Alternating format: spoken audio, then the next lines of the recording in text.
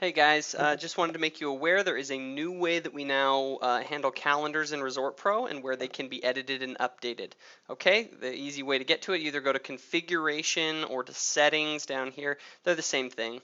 I usually go to settings over here on the left hand side with the quick links. Okay, then in this area, in the configuration area, you click on vacation rentals. This gives a list of every one of our units, whether active or not. Okay. And then within here, there's a thing up at the top that says seasons, okay? And then that will let you then alter the seasons. So first of all, when you first come in, it is set up for global. This is kind of like the default seasons that we want to have set for a particular unit. So what we do is if this is the default, let's say that we want to change a different one like Alua. You select Alua and then you hit go, and that will actually take you to the calendar for this property, okay? Now I want to show you guys something real quick about the way to use calendars. Let me go back to our global seasons, which is kind of our standard one that we set up by default normally. So first of all, just to give you an idea, I want you to, we have 3 seasons, and each, a season, just so you know what that is a particular time of, that is a particular rate that is going to be charged for a particular time of year. So there may be multiple periods, as they're called, within a season. Okay, but I want to show you guys that if one season is above another, it will overwrite it. Okay, so I think the best way is to show you this little diagram that I have here.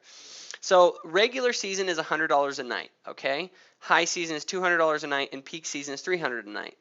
Well, you'll notice here, if we go back to this, regular season is at the bottom, which means that high season or peak season will overwrite regular season. Also, peak season would overwrite high season. So let's go back to this drawing and we'll see how it works. So if you set up regular season for the whole year in the system, but then you put high season above it, and you just put in for high season summer, even though in the regular season covers the dates of the high season, this will actually overwrite it. And then peak season, well, peak season, if it was, it would actually overwrite high season or regular season because it's higher on the list. And when I say higher on the list, I mean here, because you'll notice, watch what happens here. Well, first of all, actually, let me show you this. So then peak season, because it's even higher than both of them, it would either overwrite either of them. And so that one, let's say this one is Christmas time or whatever, that's peak season. So now what we would have on the calendar is the $100 a night for this season. Then during the summer, let's say it would be $200 a night.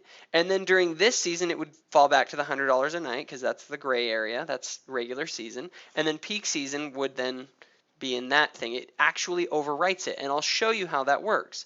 So right now, if I go into regular season and I come here to define periods, you'll notice that it shows, basically it takes up everything from 4/1 all the way to 5/31.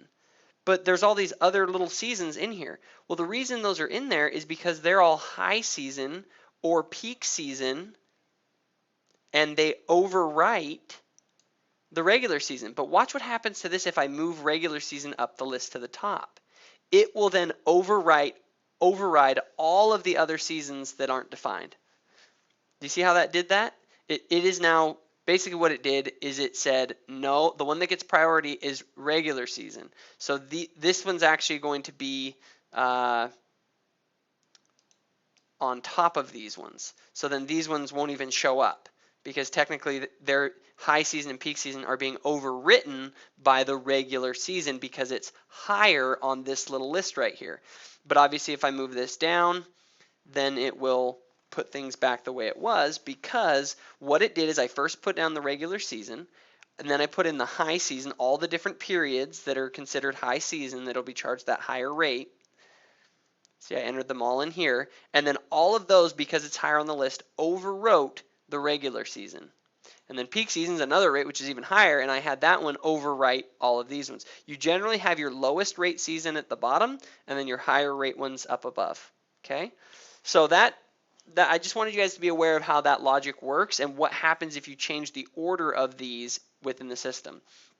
Now, just to quickly review, the way that it works is this. You set up a season for a particular rate. You then define the periods to which that rate will apply. Okay. such as on this one, there's a whole bunch of different periods that have the high season rate, such as Memorial Day, summer, Thanksgiving, Martin Luther King, yada yada. And then you come back here and you make sure that you set the minimum stay for that particular season, and then you also check off the daily pricing or weekly pricing. We don't really use weekly pricing, it's checked here, but just select daily pricing. So anyway, that is how it works. If you have any questions, please let me know.